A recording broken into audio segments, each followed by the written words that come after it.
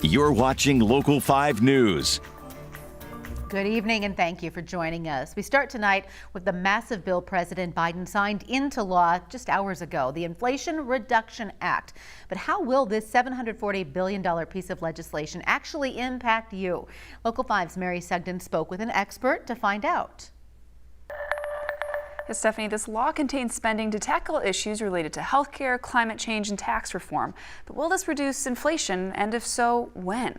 The expert I spoke to says this impact with inflation will not be immediate. There's a lot in this bill, but not much of it is targeted directly at consumers. Matthew Mitchell, Drake Associate Professor of International Business and Strategy, says the Inflation Reduction Act won't have an overnight effect on your wallet.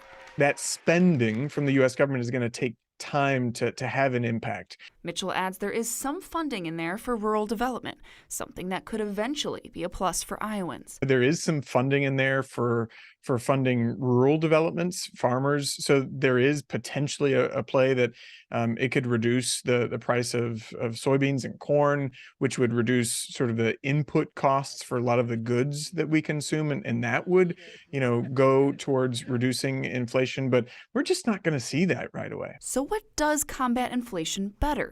According to Mitchell, that falls to the Federal Reserve. I think the Fed has taken some really good actions recently to move in that right direction, but they were behind the ball. They got caught in some ways unawares, and we would like inflation to be addressed by the Fed, not by the legislature. The Fed has already raised interest rates, and Mitchell says it takes time for that to trickle down, but notes there have been some indicators of inflation slightly easing, whether that's in gas or airfare prices. And while it may take some time, Mitchell says that doesn't mean this bill won't have a positive impact on the prices you pay. Just like anything else with Washington, we just have to wait and see how the impact of this bill trickles down to the average citizen, the average Iowan.